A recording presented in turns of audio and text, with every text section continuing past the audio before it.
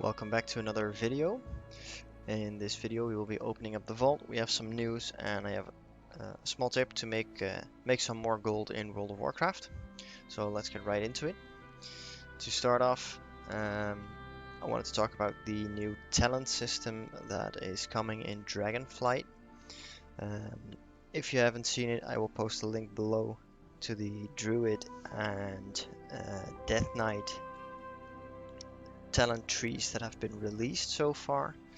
I'm not sure if they are final yet. I don't think they are, but it's at least a preview of what is to come in Shadowlands.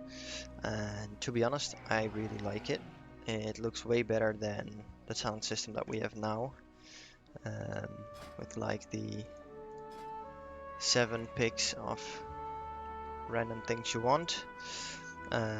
Instead we go back to a talent tree like we had in Classic and TBC and Wrath of the Lich King, I think up to Mists of Pandaria if I'm correct. Then it changed to this talent system. I like it a lot. Go check it out. I think it will open up a lot of possible interesting builds that we won't be seeing right now as we only have 7 choices. And you can also spec into or a little bit into another set of talents, and you do get two talent trees. You get a spec specific and a class tree. In the class tree will be a few things for basically the entire class. So there will be things like, for me, I'm playing Survival Hunter and I'm playing Enhancement Chamois. So on my Chamois there will be a Chamois tree and an enhancement tree.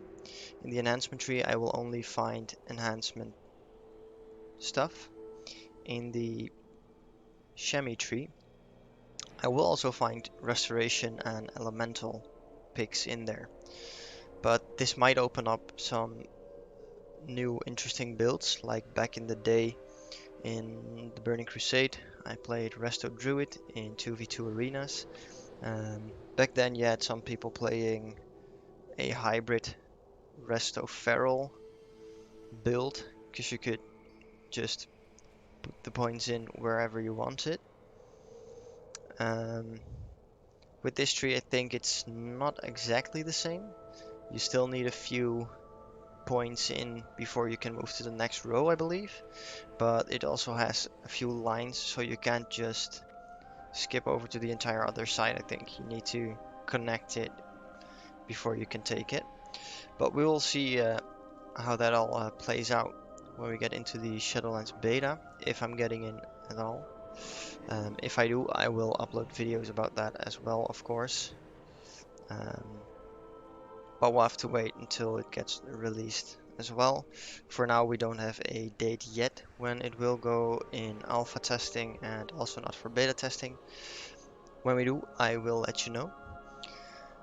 The other thing I wanted to talk about was gold making. Now I don't have a lot of gold, as you all probably have seen. I've only have 193k on this character. In total on my horde characters I have 478k. I do make about 5k, 5 to 7k every day, and the way I do it is with the mission table. I do have 7 characters at max level, and on all characters I do have the mission table with all the missions available and stuff. An easy way to do this is to get the mobile app as well, just to keep track of your missions and send out missions and collect your rewards. As you can see, you will get a lot of different rewards, and the things I'm looking for is actually gold, just the pure money rewards.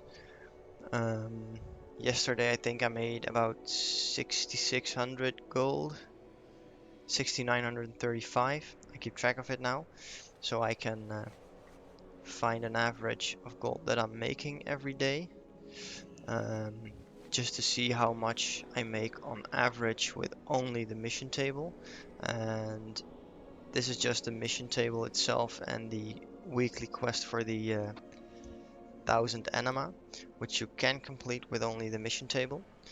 The first thing I focus on is gold. The second thing is anima. I try to pick up every anima mission there is, just to make sure that all my alts can keep their anima up without ever needing to do any content at all.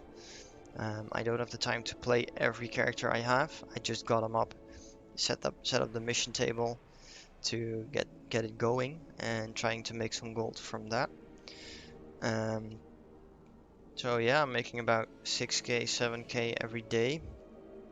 If I do this, I always try to check it in the morning on my phone, and then when I'm at work, I'll try to check it at lunch. Then when I get home from work, I'll check it again. And then right before I go to bed, I'll check it again. That's either in-game or on my phone. When I have a day off and I'm playing, I will just quickly go over all my characters. All my alts are just stationed at their sanctum. So it's easy for me to just log in, check the mission table, send out some new missions and collect all the rewards. So yeah, I made about 6,935 gold yesterday. I would say I was a bit lucky yesterday as I had a lot of gold missions. Let's see. Let's say I get about 5,500 gold every day, and that is on 7 characters. That means I have 785 gold on each character. As you can see here, I have one for 267 gold. On my chamois, I had some that were over 300 gold each. So it depends on how much you get every time, but it will average out on about 700 to 800 for me, I think, per character. Now, if I get 5,500 every day, and I do this every day of the week, I can make 38,500 gold. Now, let's say every month is about 4.5 weeks. That would mean I get almost 175,000 gold every month. My goal is to get up to 1,000,000 gold before Dragonflight, and I think this is the way to do it without spending too much time in game of actually gold farming. It's a very easy way to make money in game without actually having to play the game. You only have to log in every now and then to turn in your anima on your alts, and that's basically it. Now let's see. When we will get Dragonflight, I want to reach 1,000,000 gold, which means that I will need 1,000,000 gold. I think it won't release until February next year, maybe even March. As they have said, we will have a normal season this season, and it was only going on for 2.5, 3 months. So we will still have at least 2.5 months in this season, which will mean that we have it on. This season will end. Let's see, we're now in June, July, August. I think this season will end maybe late August, early September. And then again, we will have a normal season for the 4th season, which means it's probably also about 6 months, which will mean that we will get it early March. So maybe it will be March 8th for Europe, March 7th for US, or the week after, something around that. So let's see how many days until I'll set it on March 1st, and that's 265 days. Now if I get 5,500 on average for 265 days, that's almost 1.5 million gold. And that's only with the mission table, so I hope I can make a little bit more, but we will have to see how that pans out. Now let's check the vault, and let's also check the weekly quest. Win 4 battleground matches. So I never done PvP on the hunter, so let's see if we can get that going. And let's open the vault. Now before I open it, I did do one heroic boss. I should have done two, but I was too lazy getting my rating up instead of looking for a raid group. I would like to get a 278 weapon, preferably my best in slot weapon, of course, because I did do a 15 dungeon. I think I only have one 15 done. The others were all lower, so I think I have a 278, a 272, and a 268 maybe.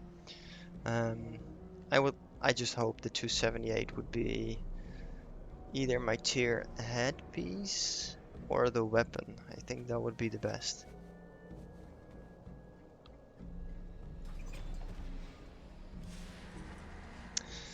It's a really bad belt.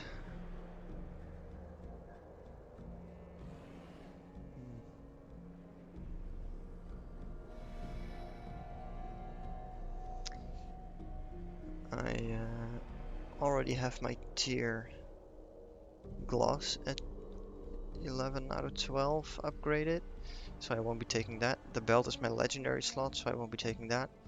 I will have to check, I will have to sim this trinket to see how good it actually is. I might be taking a socket here. Alright, so I simmed my character. The trinket will give me a little bit more DPS. It's not a lot, but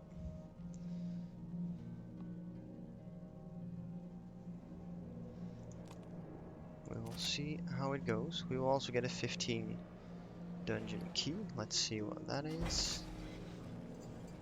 It's a sanguine, that's good.